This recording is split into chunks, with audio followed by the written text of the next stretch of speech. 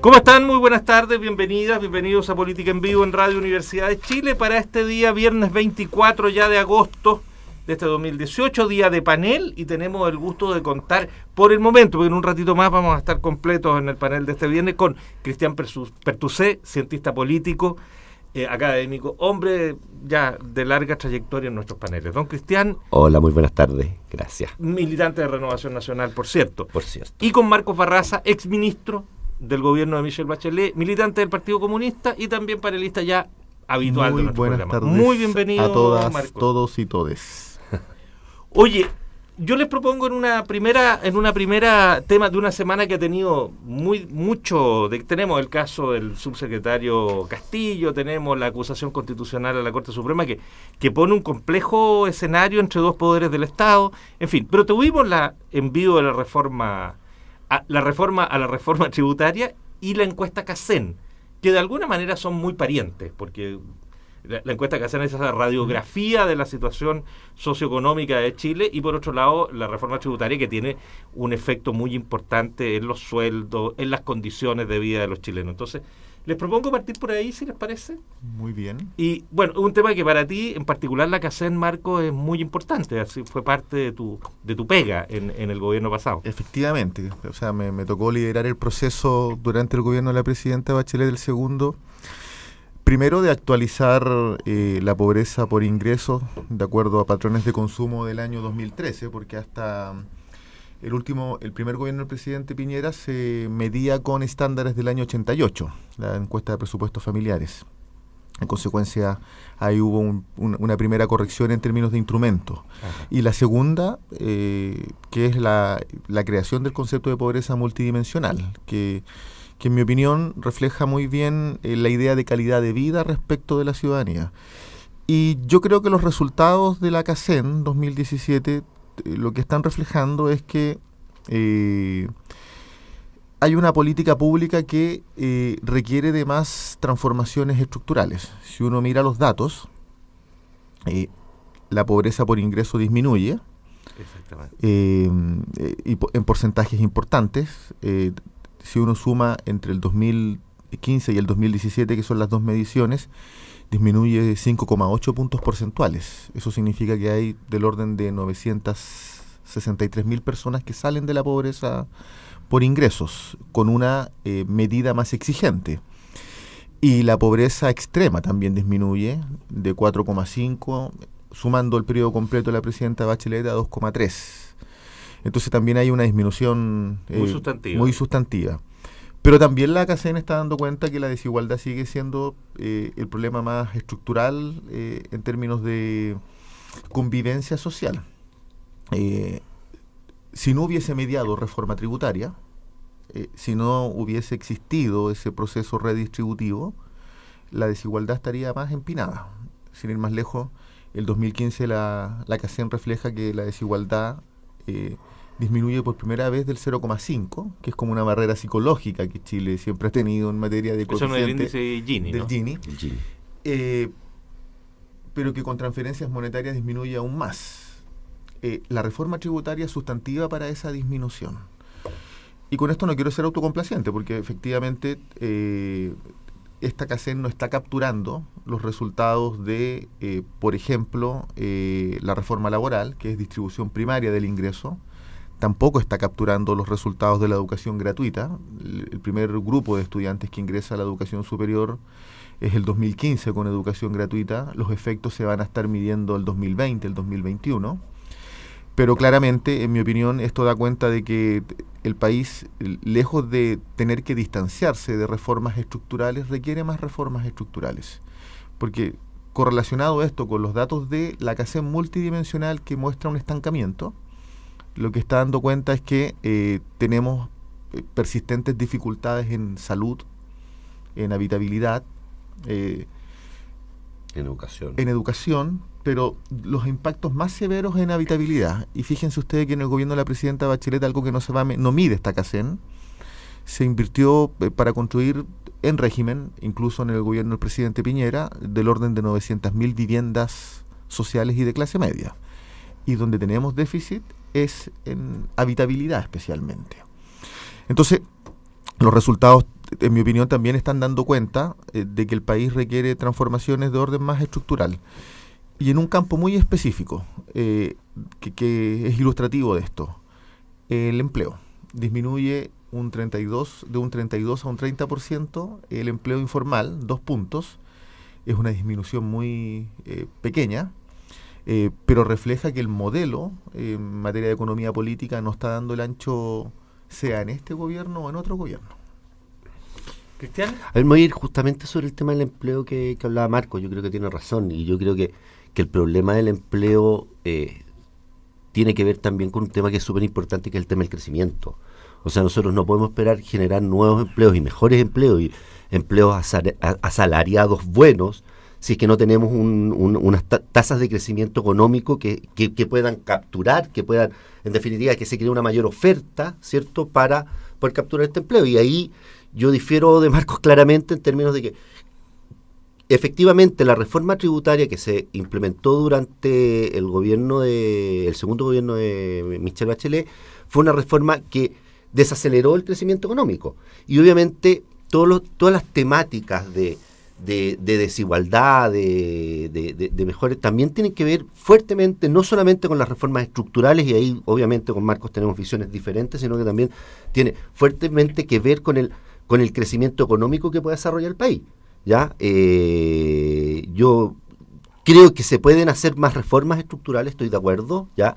Pero además tenemos que preocuparnos, y es un tema que es súper importante. De hecho, lo dijo el ex ministro de Hacienda de Michelle Bachelet, Rodrigo Valdés. Él dijo: desgraciadamente aquí nos preocupamos mucho de ciertas reformas, pero estamos dejando el crecimiento de lado. No me acuerdo exactamente la frase que dijo, que planteó, pero efectivamente el tema del crecimiento fue un problema que además genera que la desigualdad, ¿cierto?, se siga manteniendo, porque yo voy a ser súper concreto en esto. O sea, cuando muchas veces se plantea que vía reforma tributaria podemos lograr que paguen más los ricos que los pobres, pero ojo, muchas veces la persona que está teniendo ciertos ingresos, ese gravamen, esa carga tributaria no se carga, no es que la pague la persona, sino que termina pagándola al mismo consumidor al que se le ponen esos impuestos en sobreprecio, tiene un mayor gasto teniendo los mismos ingresos muchas veces. Entonces hay que pensarlo multidimensionalmente, no solamente en términos de la estructura, las instituciones o los beneficios que le podemos dar a la ciudadanía, sino que también cómo impulsamos o cómo generamos políticas que generen un mejor crecimiento, que generen mejores sueldos, ¿cierto? Y eso mejora en general la economía y el bienestar de todas las personas. Entonces, como decía Marco, el empleo es un problema súper claro, y el empleo decreció y tenemos que generar condiciones, porque obviamente no habían incentivos para mayor inversión, ¿cierto? La reforma tributaria desincentivó la inversión en Chile. Al desincentivarse la inversión, se desincentiva, ¿cierto?, la demanda por mano de obra, la demanda por trabajadores, y obviamente eso impacta en el empleo e impacta en la vida de todas las personas.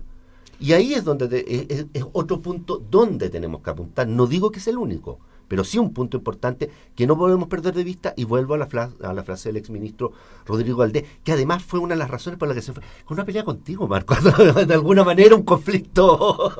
¿Ah? Cuando te dio el apoyo ahí la presidenta, ahora me estaba acordando. No. ¿Ah? Ahora, yo en lo personal, pero Rodrigo Valdés lo dijo. En lo personal creo que el crecimiento es fundamental. Habla Marcos Barraza. El crecimiento es fundamental, pero ¿qué tipo de crecimiento? Si hay algo en lo que creo que se ha equivocado el actual gobierno, dicho por el presidente de la República, con eufemismos, dicho por el ministro de Desarrollo Social que dio los anuncios respecto de la CACEN, es en creer que se pueda transitar con políticas de justicia social a través de políticas de chorreo, de focalización o de confianza en la caridad de los súper ricos, que es básicamente el cierre del discurso del presidente Piñera cuando anuncia la contrarreforma tributaria. Y en los hechos, atribuirle a la reforma tributaria un fundamento respecto de la desigualdad es completamente incorrecto. No dicho por nuestro gobierno, me refiero al gobierno de la presidenta Bachelet, sino que dicho por el Banco Mundial, que no es precisamente un organismo que esté siempre potenciando reformas tributarias, esta reforma tributaria, hecha durante el gobierno de la presidenta Bachelet, hizo que el 90% de la recaudación se situara en los grandes empresarios. Y eso tuvo un impacto redistributivo desde el punto de vista de las políticas sociales. En buena hora que así haya sido. De lo contrario, no habríamos podido aumentar el subsidio único familiar que llega a las familias por concepto de hijo del 40 al 60%. Y tampoco podría existir educación gratuita al corte del 60% de no haber mediado la reforma tributaria. O tampoco podría haber sido posible el incremento del pilar solidario en un 10% para los pensionados de Chile de no haber mediado la reforma tributaria. Ahora, efectivamente, el país requiere un crecimiento, pero orientado por los salarios y por el empleo. Y el modelo rentista que existe hoy día tiene niveles de agotamiento estructural. No da respuestas a esa necesidad de más empleo, y especialmente de empleo digno, decente, con seguridad social y con buenos salarios. En un país como Chile, evidentemente que eso no se resuelve exclusivamente con más empleo, sino que también con políticas sociales. La matriz de desigualdad en Chile es completamente diversa. O sea, tenemos un 20% de personas que viven discapacidad y que tienen una inserción laboral menor al 30%. O sea, estamos hablando de más de 2 millones de personas. Y ciertamente que para poder paliar esa desventaja de origen, ciertamente que se requiere políticas redistributivas, como es la reforma tributaria, pero del mismo modo también se requiere transitar por políticas que permitan fomentar empleo, especialmente en las regiones. Y yo creo que lo que está haciendo el gobierno actualmente es esconder y nublar un debate de fondo. Aquí hay dos cosas. Lo que está operando, por un lado, es que las dos grandes promesas que hizo el presidente Piñera, que era más crecimiento y que era más empleo y más salario, no las está cumpliendo. Y eso se está dejando sentir. Y muy por el contrario, lo que se está viviendo en las regiones, especialmente en el Maule, en San Antonio, son cierre de empresas, donde las personas están perdiendo su empleo. O sea, sin ir más lejos. El cierre de IANSA, necesariamente hay que asociarlo a este decreto que hizo Hacienda, que permitía la importación de azúcar sin barrera arancelaria. Y justo cierra IANSA. 4.000 personas sin empleo, directa e indirectamente. Ahora, aquí el tema de fondo es que el gobierno no está siendo capaz de responder, y lo que se está imponiendo es la posición de la CPC y la SOFOFA, es decir, el ala más dura del gobierno desde el punto de vista de las políticas sociales, que lo que busca es que le cumplan la palabra. Si ellos lo que querían era aumentar utilidades. Es más, sin ir más lejos, hay una cosa bien engañosa en el discurso del presidente Piñera. Él plantea que se van a disminuir los tributos respecto de las viviendas de 2.000 a 4.000 UF. Sin embargo, es al costo de construcción. Esas viviendas tienen valor sobre las 5.000 UF cuando se venden.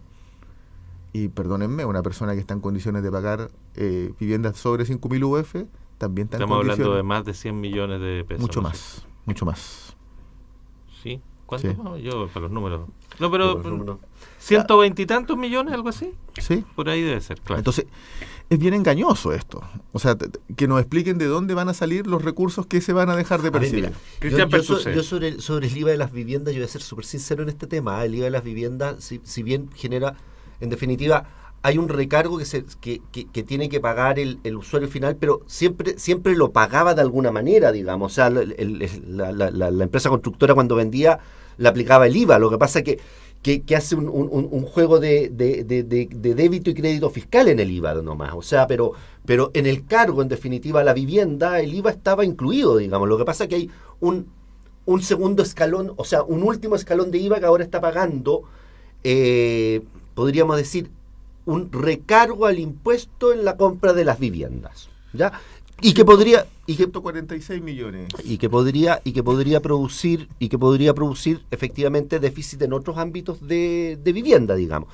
Acordémonos que además se compra 20 o 30 años y no son grandes sueldos los que están comprando una vivienda de 140 millones tampoco, digamos. O sea, no estamos hablando de clase media, ya. Primer punto que yo creo que hay que ser súper claro. Los subsidios que entrega o que puede entregar el Estado, ¿cierto? Y toda la administración tiene que ver con los ingresos que tiene el Estado.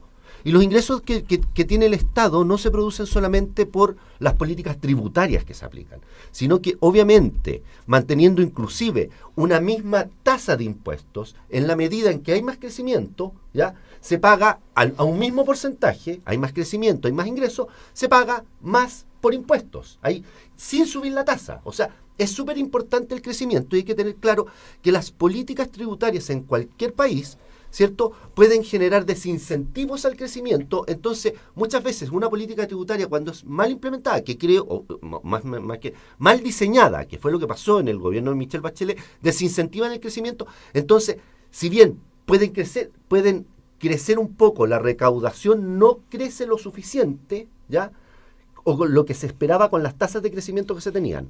¿Y por qué la aprobaron unánimemente?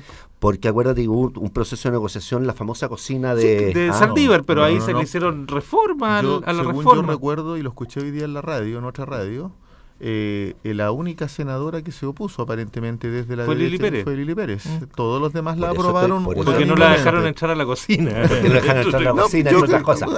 No. A ver, acuérdense, o sea, en un momento, o sea, es que también hay que ver, aquí de repente muchas cosas se aprueban, ¿cierto?, dependiendo de la configuración que se tenga en las diferentes cámaras o en el Congreso en términos generales, y obviamente ante la posibilidad de una imposición o de una reforma que podía ser y donde se negoció, se decidió con mejoras a la reforma, ¿ya? Y es lo que dijeron, pero siempre se planteó, y el otro día escuché un par de senadores diciendo, siempre se planteó que esto en un eventual nuevo gobierno, y se planteó también en la campaña, iba a ser estudiada la reforma tributaria. No, en el programa, Ahora, o sea, en el programa de Piñera venía el cambio. Espérate, dos segunditos, Marco. O sea, convengamos que eso estaba. Pero convengamos, y yo donde quiero poner, o sea, para poder entregar, o sea, nosotros podemos tener una tasa impositiva increíblemente alta que va a desincentivar. O sea, veamos lo que pasa nomás en Venezuela. O sea, Venezuela puede tener una cantidad de ingresos, una política que aplica gravámenes y que va contra, podríamos decir, contra el emprendimiento. Eso y hoy día peras con manzana. Déjeme terminar de hablar, ¿ya? Porfa. Y hoy día vemos un país que por el crecimiento económico tiene la migración histórica más alta de Latinoamérica. Veía un estudio el otro día. Entonces, vemos como un país, entonces tenemos que equilibrar políticas tributarias que fomenten también el crecimiento. Eso genera mayores ingresos y genera y posibilita efectivamente mejores condiciones de vida para las personas. Y en segundo lugar, obviamente la política tributaria, estoy de acuerdo, cualquier política que se ponga, la política tributaria sirve por los ingresos que tiene el Estado, cuando no se malgastan, ¿cierto? Sirven también para generar políticas redistributivas. Totalmente de acuerdo. Marcos Barras. Por más posible que sea, o sea, uno puede hacer asociación libre de ideas, pero de ahí asociar la reforma tributaria a la situación de Venezuela, yo no le veo ninguna conexión. No, yo dije el crecimiento, un país sin crecimiento. Creo que no, la asociación es libre en este caso no corresponde. Yo no dije que la reforma tributaria lo que quiero señalar es lo siguiente. Si uno analiza el ciclo económico y el ciclo político del gobierno de la presidenta Bachelet, está el ciclo económico altamente determinado por la baja del precio del cobre. Y si uno revisa los números gruesos en términos de crecimiento, Chile sigue siendo un país que, por más que haya crecido en exportación de frutas, por más que haya crecido en exportación de vino, por más que haya crecido en exportación de salmones, su economía está altamente determinada por la exportación de cobre sin valor agregado, sin cadena de valor, sin desarrollo de las regiones. Y creo que ese es el dato más duro. Y ese es el dato más duro desde el punto de vista de que es una economía que está altamente determinada por su carácter rentista. La reforma tributaria no tuvo ningún impacto en desincentivar la economía. No lo pongamos de esa manera, a menos que los empresarios hayan querido boicotear la economía de la presidenta Bachelet, si ese fuera el argumento. El tema de fondo acá es que todo el mundo apoyó la reforma tributaria porque evidentemente que la tasa impositiva que se tiene en Chile sigue siendo baja, aún habiendo mediado reforma tributaria. Y lo que se está haciendo ahora es incrementar el nivel de acumulación de los grandes empresarios, porque esto no está afectando a la pequeña y a la mediana empresa. O sea, si me dicen que van a hacer un ajuste para que la pequeña y la mediana empresa tenga mecanismos de tributación simplificados, estoy de acuerdo, pero si es para reintegrar y para efectos de tener más utilidades, lo que se está haciendo efectivamente es cumplir la palabra empeñada con los empresarios, pero no con la ciudadanía. El presidente en su cuenta pública del 1 de junio señaló que no iba a tocar los tributos, que solo iba a ser un mecanismo de ajuste en términos de procedimiento. Y hoy día estamos hablando de entre 500 y 700 millones de dólares que se dejan de percibir. Esos 500, 700 millones de dólares, ¿a quiénes afectan? A las políticas sociales.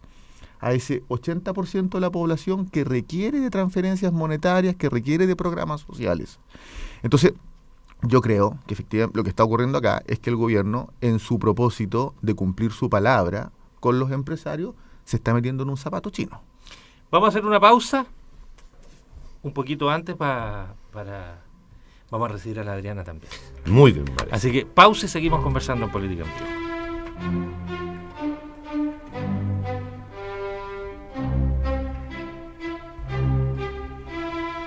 Ya, estamos de vuelta en Política en Vivo. Le damos la bienvenida a Adriana Fontecilla, nuestra psicóloga. Hola. Te echábamos de menos, Adriana. Pero me vine rapidísimo para llegar. Colaborando para que el planeta no se eche a perder más Exacto. todavía. En bicicleta, yo encuentro que es una maravilla. Que te encuentras un poco peligroso, pero yo ya me estoy acostumbrando, y creo que también los vehículos se están acostumbrando a encontrarse con muchos ciclistas en la calle. Sí, bueno, no vamos a hablar de los ciclistas porque tú sabes que a ti te quiero, pero a los ciclistas en general no tanto. Déjame contarte que estos dos caballeros, don Marcos Barraza y don Cristian Pertusi, han estado discutiendo sobre el sentido de la reforma tributaria y de la encuesta CACEN. Tema muy importante. Yo quería darte la palabra a ti para que le des una mirada general y podamos ver otros temas así también, para no quedarnos solamente en este, que en medio, muy bien, que yo creo que ya se dieron dos visiones muy claras sí, en ese sentido. Sí, no vayan a creer que no soy Matea y no venía escuchando, así que estuve... Pero ¿y cómo en la bicicleta andáis escuchando radio? Pero sí. Con los audífonos. Exacto.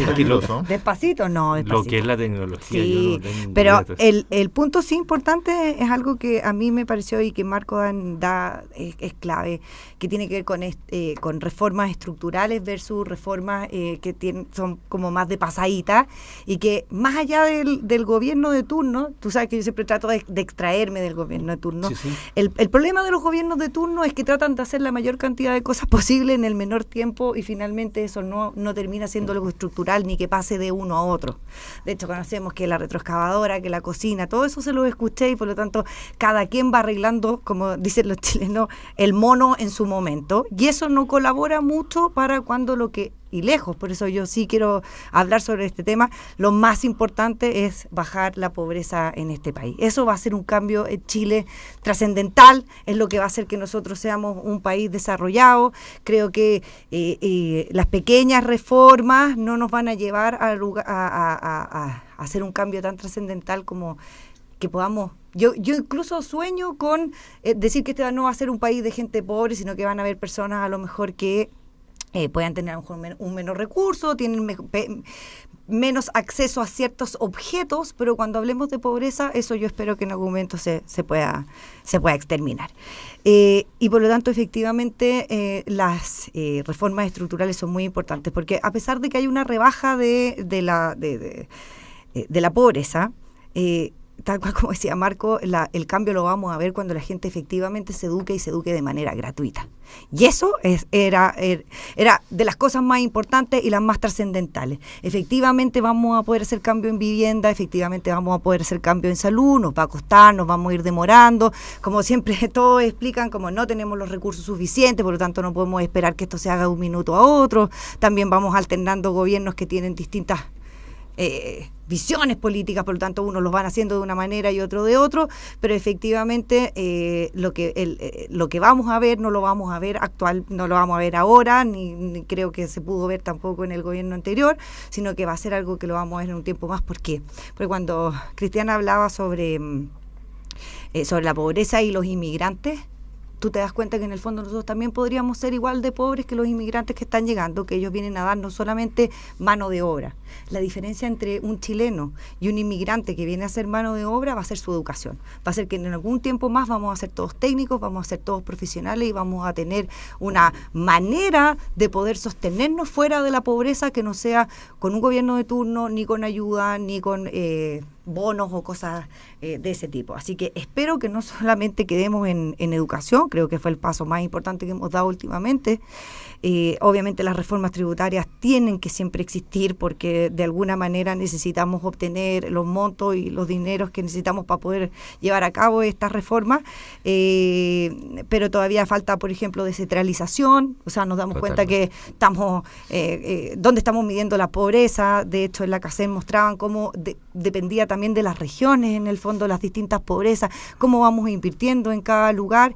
Y sí, creo que de todas maneras también este gobierno que dicen, esto ya lo voy a tirar como chisme, se podría alargar en un siguiente periodo porque el lado de la exconcertación no está muy ordenado como para sacar un candidato nuevo, entienda de que este es un trabajo a muy largo plazo. La pobreza no es algo que se pueda terminar de un minuto a otro, y que en el fondo se alinee un poco más con la idea de que para terminar con una pobreza, que ya estamos terminando con lo extremo de la pobreza, pero para poder terminar con la pobreza donde la gente pueda acceder libremente, no solamente a bienes, sino que a una calidad de vida que le permita sentirse pleno y feliz, que es lo que esperamos como todos, como seres humanos, necesitamos que el Estado se haga cargo de cosas que son súper importantes y básicas. Hasta el momento llevamos algunas y efectivamente espero que el próximo paso sea salud. Oye, una pregunta nada más para resolverla así como en términos de datos. Cuando uno mira los ingresos, respecto de los ingresos autónomos, hay un porcentaje muy importante de gente que sigue dependiendo de los subsidios, de las distintas prestaciones que le entrega el Estado. Y eso tengo la impresión de que no ha disminuido de manera importante en el tiempo, sino que más bien se mantiene y se aumenta esa dependencia. ¿Cómo salir de esa dependencia? Porque ese es un problema estructural también. Es un problema estructural, sin duda. Lo que refleja, y no lo refleja solo la CACEN, lo refleja la encuesta de salarios del INE. Por cierto. Es que al 70% de los chilenos, al 60%, corrijo, los ingresos están del orden de los 500.000 pesos hacia abajo. O sea, esa es la tasa, digamos, el monto que recibe una familia promedio en Chile. El 70% recibirá un poquito más. Si uno lo quiere ver en términos de calificación socioeconómica, probablemente del 90% hacia abajo se requieren prestaciones y ayudas sociales. Al registro social. Sí, o sea, porque el 10% es muy poquito en términos de incidencia en la ponderación del registro social de hogares, que tiene el 73% de los chilenos. Entonces, ahora, yo hace un rato tiré un dato que me parecía clave. Si en Chile, cuando el concepto de matriz de desigualdad social, que es de la CEPAL, hace alusión a que la composición de los grupos específicos de la sociedad es bastante heterogénea y las desventajas de origen no tienen que ver solo con la falta de salarios.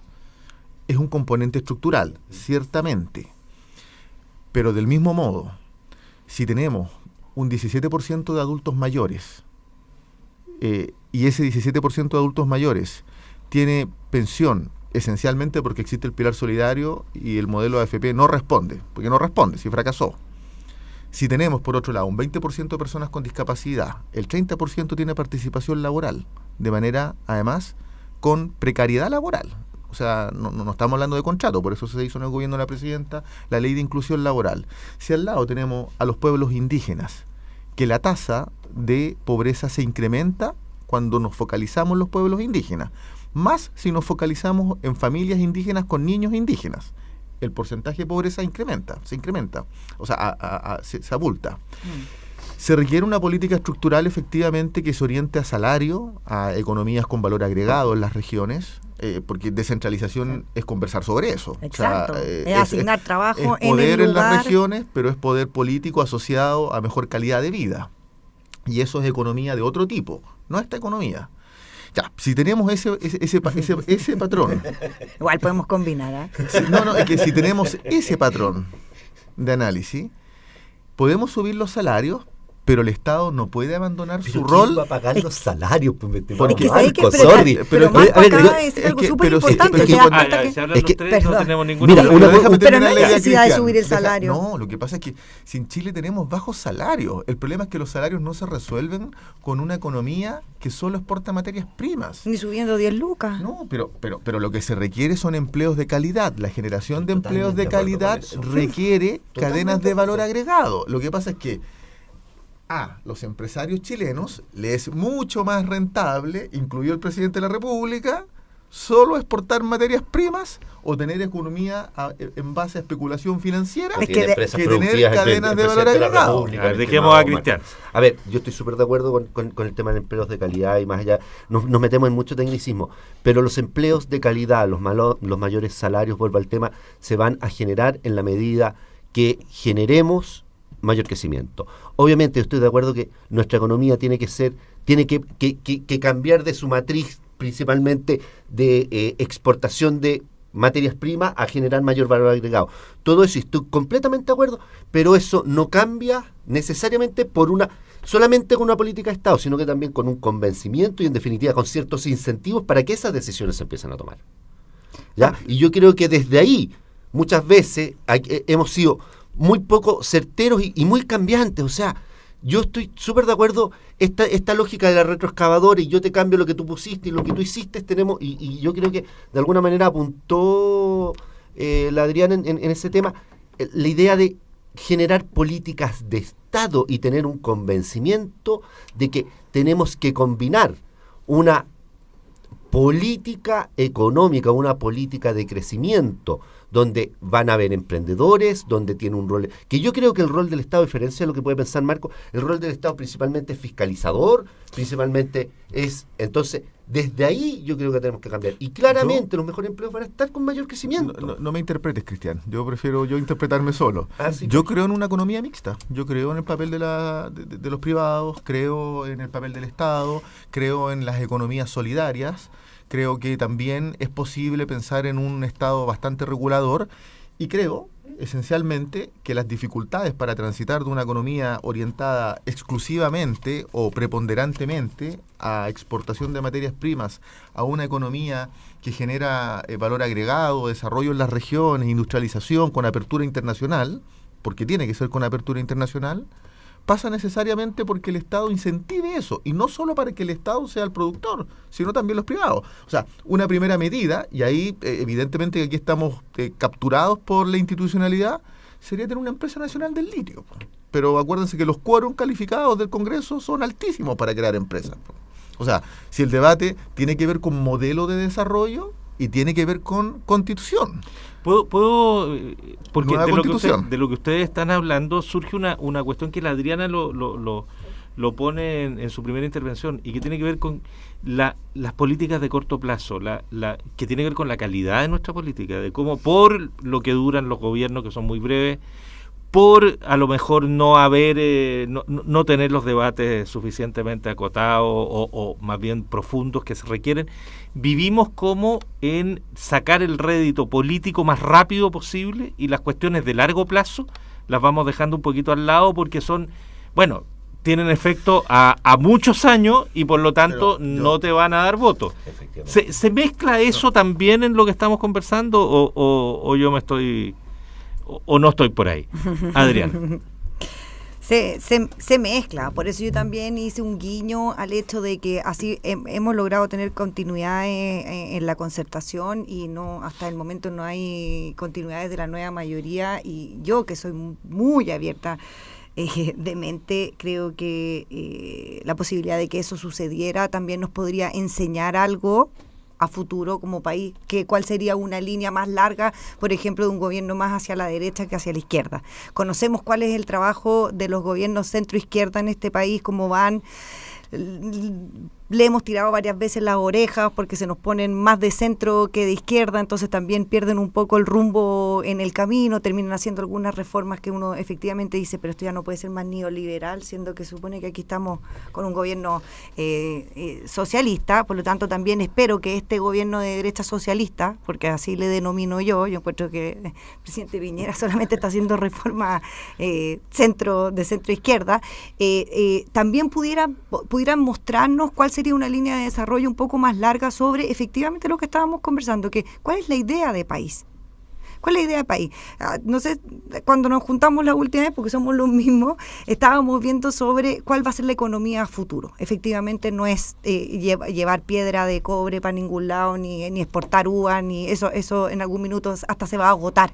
O sea, va a llegar un momento en que se va a producir, pero no podemos producir más porque nuestra tierra, nuestro espacio, nuestras hectáreas no nos van a dar para poder seguir exportando. Por lo tanto, ¿cuál es la economía del futuro? ¿Y estamos preparándonos para esa economía del futuro? Cuando también hablamos, bueno, aquí parece que no está pasando nada, porque las conversaciones reales, trascendentales, importantes, que no son de normas chiquititas ni transitorias, que son las conversaciones que, a ver, Chile, ¿qué es? Chile es un país de 17, 18 millones de personas. ¿Qué es lo que le falta a este país? A este país le falta técnicos, a este país le faltan profesionales, porque hacer que 17 o 18 millones de personas, yo sé, sacando todo lo que Marco dijo, que en el fondo estamos hablando, saca a los niños, pero es una buena cantidad de millones de personas, tecnificarlas para que nosotros, por ejemplo, seamos el sostén informático o cambiemos totalmente nuestra matriz de producción, es algo que ni siquiera se está discutiendo. O sea, si subió el cobre, si bajó el cobre, si China, si Trump, si esto, si lo otro, y resulta que en el fondo es una conversación que es trascendental, que la deberíamos tener, en la que no está. Entonces, efectivamente, con que salga el próximo presidente, con que si va a ser de la misma coalición, si no es de la misma coalición, de cómo arreglamos senadores, obviamente interviene en esto y nubla de cierta manera una conversación que a mí me parece que es mucho más importante que la gobernabilidad, en el fondo. Desafortunadamente la nueva mayoría no tuvo la capacidad de ponerse de acuerdo en las pasadas elecciones presidenciales y se impuso la derecha. No obstante, yo soy un convencido, y lo refleja el Congreso y otros indicadores, la derecha no es mayoría en el país. Sin embargo, gobierna. Y gobierna con, digamos, una agenda que yo creo que es altamente contraria a lo que tú señalas. No creo que sea un gobierno de derecha socialista, muy por el contrario. Yo creo que la derecha ha tenido una capacidad adaptativa de situarse en los tiempos, y esa adaptabilidad le ha permitido, entre otras cosas, no negar los derechos sociales, pero sí resignificarlos y entenderlo como satisfactores más bien individuales. Sin ir más lejos, la idea de crear el Ministerio de Desarrollo Social y la familia es un ideologicismo, en mi opinión. Sí, total. Pero no solo hasta que no solo por la variable de no entender que existen más de un tipo de familias, sino que básicamente porque lo que se busca es que la noción de derecho social y colectivo, que es algo en lo que ha avanzado el país, retroceda y se instale un nivel de intervención que es más bien individual. Yo no tengo ninguna duda que cuando el presidente Piñera anuncie su reforma en pensiones, lo que va a anunciar son más seguros privados y no más solidaridad, en circunstancias que lo que es más efectivo desde el punto de vista de la calidad de vida de las personas y no un problema ideológico son políticas solidarias. El seguro cesantía lo refleja, el pilar solidario lo refleja. Yo creo que hay que transitar por la idea de que en Chile se requiere más solidaridad en las políticas públicas con lógicas de reparto, de hombres hacia mujeres, de los que tienen más respecto a los que tienen menos, de los jóvenes respecto de los viejos, y ese debate es especialmente importante en pensiones y en salud. Ahora bien, el debate sobre modelo de desarrollo, yo estoy de acuerdo que aún está subrelevado. Una variante, por cierto, es la discusión en relación a el tipo de economía. Pero no nos quedemos solo en eso. Yo recojo el guante en el sentido de que se requiere una discusión más profunda de cómo la estructura económica del país está más acoplada con la estructura educacional del país. Creo que un gran paso en el gobierno de la presidenta Bachelet fue crear 15 centros de formación técnica, uno en cada región, en esa dirección. O sea, ahí tenemos pruebas concretas de que hay que entender a la universidad pública especialmente como motor de desarrollo, no como otra cosa. O por lo menos la base que se necesita para poder empezar. Esa es una discusión que yo creo que hay que la están dando los partidos en el presente. Si ni todos los partidos, la discusión que se está dando, que es más bien, no es pública. El otro día yo estuve... Pero mira, yo el otro día... Pero si hay, el otro día, me refiero con un país... Yo estuve el otro día en el foro de la EBER con Chile 21, donde lo inauguró la presidenta, la CEPAL, la fundación. Eber, me vaya a pensar que es la Everin Matei. Nuestra alcaldesa, por favor. No. Pero nuestra alcaldesa.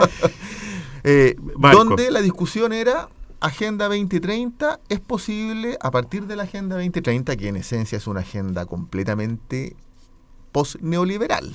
Si uno mira los 17 objetivos estratégicos y las 169 metas, lo que están planteando es una economía, un empleo decente, enfrentar la desigualdad y no la pobreza exclusivamente, porque las políticas que se orientan a pobreza son más resistentes a excluir, a eliminar la pobreza, que aquellas que se enfrentan a la desigualdad. Y yo creo que ese es el debate que tienen que dar los partidos, o sea, porque hoy día los movimientos políticos, ya el debate sobre los derechos tiene un nivel de fundamento importante en la sociedad. Está en disputa la concepción ideológica de esa noción colectiva versus individual.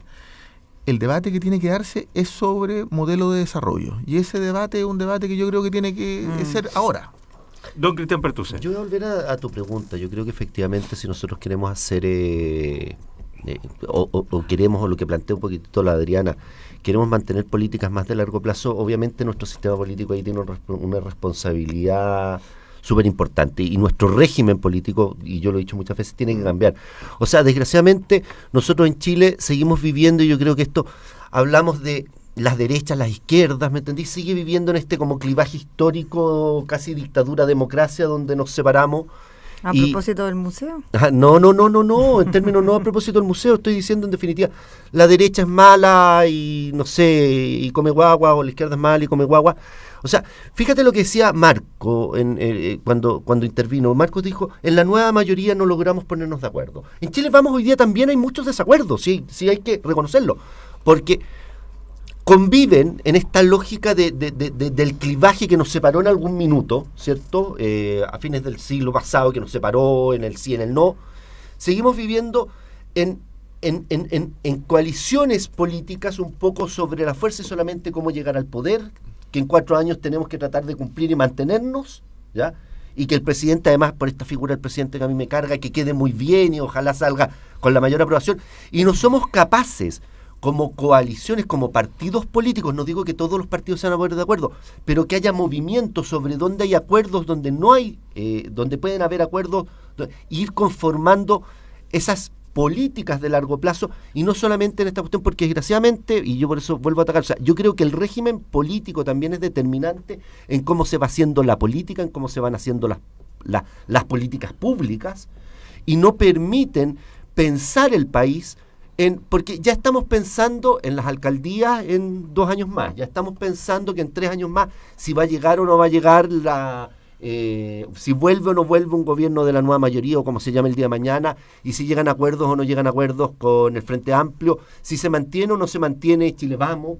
Entonces, obviamente en una sociedad que es muy plural, ¿ya? Que tiene una pluralidad, pero donde pueden haber encuentros entre los que alguna vez fueron enemigos, necesitamos una nueva forma de organización política. Y sobre tu pregunta, sí, yo creo que ahí hay una problemática, porque ¿qué es lo que pasa? Si se mantiene a lo mejor Chile Vamos después del gobierno de Sebastián Piñera, ¿qué puede pasar?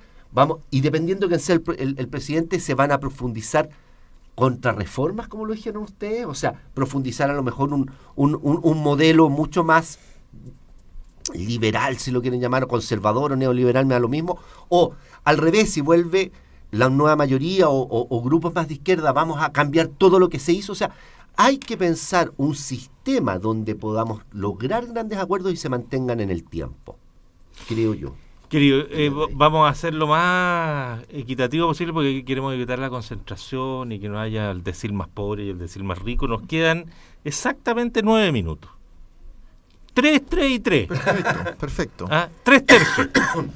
Quizás el mío...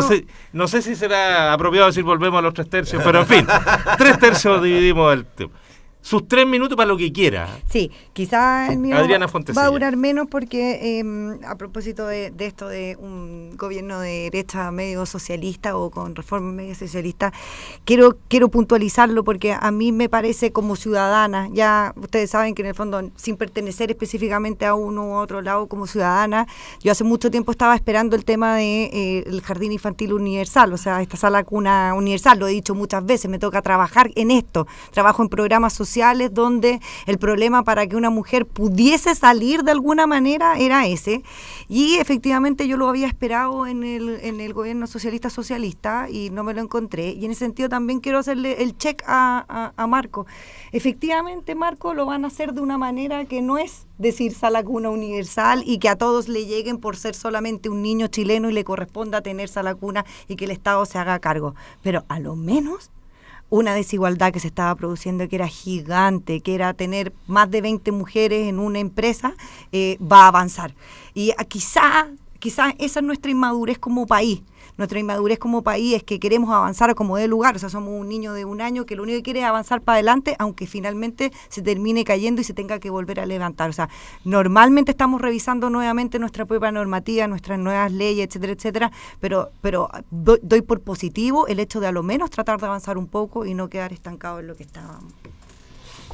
Yo leí el proyecto de sala cuna y no está claro que sea sala cuna universal. No, yo creo que no. Y no lo va a ser, de hecho. O sea, ya hay una cobertura de sala cuna hoy día a través de la legislación laboral vigente, a partir de empresas de 20 personas hacia arriba.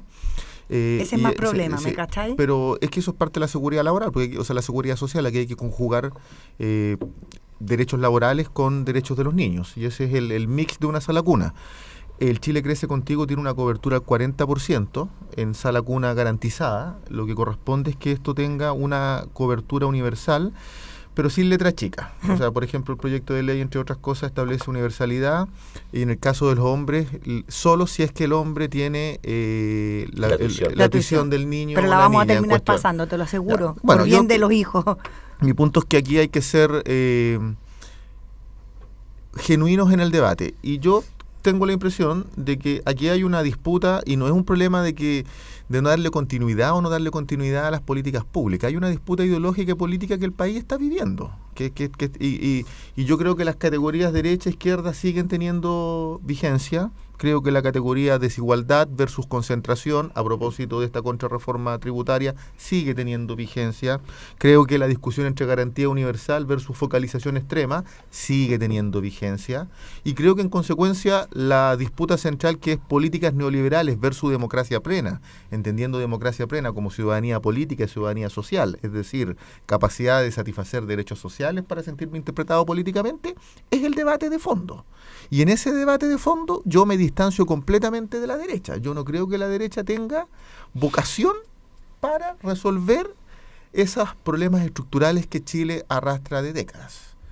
Pero tengo confianza en que las fuerzas del centro y la izquierda puedan arribar a niveles de entendimiento programáticos que permitan retomar una senda de transformaciones. Me quedo ahí. Cristian Pertusa. Yo voy a pasar a otro tema, pero yo creo que esto, que la izquierda y el centro puedan llegar a acuerdos.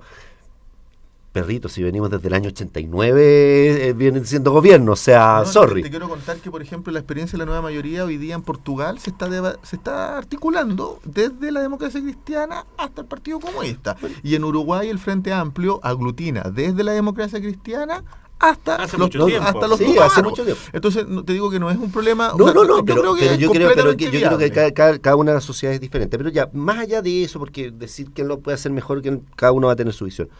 Yo comparto una cuestión y que tiene que ver, que lo decía, por ejemplo, el tema de la sala cuna. O sea, yo creo que la sala cuna no solamente hay que pensarlo como y ahí a lo mejor comparto una posibilidad de acceso a trabajo, sino que también hay que verlo como, o sea, está comprobado, todos los estudios demuestran que la sala cuna es parte de la educación que tienen los niños y es parte de una mejor formación que les permite un mejor desarrollo posterior. Quienes han estado en sala cuna logran ingresar con mayor facilidad a la universidad o sea, yo creo que hay que verlo, y ahí estoy completamente de acuerdo, y que hay que verlo desde una visión de la importancia que tiene, y vuelvo a lo que decía, la importancia que tiene la educación para el desarrollo de un país. Y además hay otro cuento aquí, hemos hablado, siempre hablamos de gratuidad. Yo creo que hay que ponerle, más allá de los debates que podamos tener o no tener, yo le pago Salacuna a mi hijo y le pago la universidad a un hijo, como tengo dos extremos, ¿ya? Pero la importancia, digamos, de que la educación tiene que tener además calidad, o sea, no solamente quedarnos, y yo he debatido varias veces, a mí me encanta y soy feliz cada vez, aunque me cuesta pagar la sala cuna de mi hijo y pagar la universidad de mi hijo, pero además tenemos que preocuparnos. Yo creo que un elemento súper importante es la calidad. Hoy día vemos, desgraciadamente, diferentes ámbitos donde la calidad de educación y en diferentes niveles es mala, y yo creo que ahí no solamente enfocarnos en el tema de hasta dónde es gratuita o no es gratuita, sino que en la calidad que tiene que tener la educación y cómo supervisamos esa calidad de la educación, y que sin lugar a duda una sociedad con mayor educación va a poder tomar mejores decisiones en cuanto a las autoridades y a quienes los dirigen, y ellos dirimirán el día de mañana si es la izquierda, la derecha, aunque yo creo, y ahí no comparto con Marco, yo creo que los ejes de izquierda y derecha están bastante para mí obsoletos, pero es otra discusión que podemos dar más filosófica después. Pero efectivamente, cuando tú tienes una población mejor educada, bien educada, tienes una población, ciudadanos que toman mejores decisiones, que participan mayormente y podrían tener mejores autoridades que los dirijan, sin lugar a dudas. Nos queda un minuto y muy arbitrariamente se lo vamos a adjudicar a Adriana. De todas Gracias. Sí, pues efectivamente, igual te iba a decir como fiscalizar esto de la educación y la calidad de la educación. Hasta el momento no ha resultado mucho. Cuando lo dejáis en el fondo en manos del mercado, efectivamente no hay mucha fiscalización. Por eso tampoco soy muy de acuerdo de que el Estado netamente se dedique a fiscalizar, porque tampoco lo hace muy bien que digamos. Pero para mí la base es que las personas tienen derecho, y esto es una discusión que no alcanzamos, pero la educación es un derecho humano, ¿ya? Y cuando empezamos a hacer discusiones, por ejemplo, no alcanzamos a ver lo del Museo de la Memoria y ese tipo de cosas, me da un poco de pena de que de repente la conversación quede en derechos humanos sobre lo que sucedió en la dictadura, y quede tan acotado con respecto a que, por ejemplo, me parece a estas alturas mucho más importante el derecho humano a la educación, y desde la primera infancia. Esa era la idea. Adriana Fontecilla, Marcos Barraza, Cristian Pertusé, como siempre, 1.000.000 de gracias por la gentileza de compartir con nosotros este programa. Que tengan un muy buen fin de semana. Nos reencontramos el lunes. Ojo, están anunciando 30 grados para el domingo. Sí, piscina. Piscina. 30, pero baño. Pero 2 grados en la Río mañana. Mapocho, que sería lo mejor, ¿no? Oye, 2 grados en la mañana y 30 de máxima. O sea, eso es para preocuparse. Eso es muy raro. Térmica No, es que el tema del cambio extrema. climático Es es un verdad. tema. Y mañana a las complejo. 12 tenemos un compromiso fundamental.